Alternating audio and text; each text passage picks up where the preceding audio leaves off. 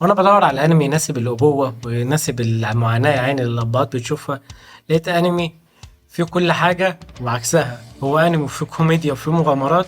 هو تصنيفه كوميدي جدا، بس للاسف بيبين الابهات قد ايه بيعانوا يعني. والانمي ده فيه ميزه كمان ان البطل فيه مش هو المنكسر المنطوي يعني اللي في كل الانميات اللي فيها مدارس وكده. لا، ده البطل فيها هو المتنمر بتاع المدرسه، مسمينه الشيطان بتاع المدرسه.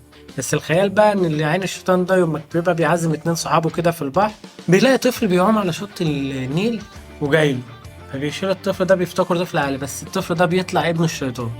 الشيطان منزله الارض علشان يتدرب ويعيش على الارض مع اكتر شخص سيء على الارض. وحظ البطل المتنمر ده انه بيقع في ايده الطفل ده. طفل نسخة من زورو وهو صغير على فكرة، نفس الشكل والشعر الأخضر. وكمان متعة ما فيهاش حل. الأنمي كوميدي جدا وممتع من أول حلقة هتندمج فيه. وهتحب الفايتات اللي فيه، هو جو مدارس وكوميدي وخيال وفيه كل حاجة. أنمي اسمه بليز بيب. الأنمي ده إنتاج وكل حاجة فيه كانت جميلة أوي. أي حد ما شافوش أتمنى يشوفه لأنه هو كوميدي وهيتخرجك من أي مود أنت عايش فيه.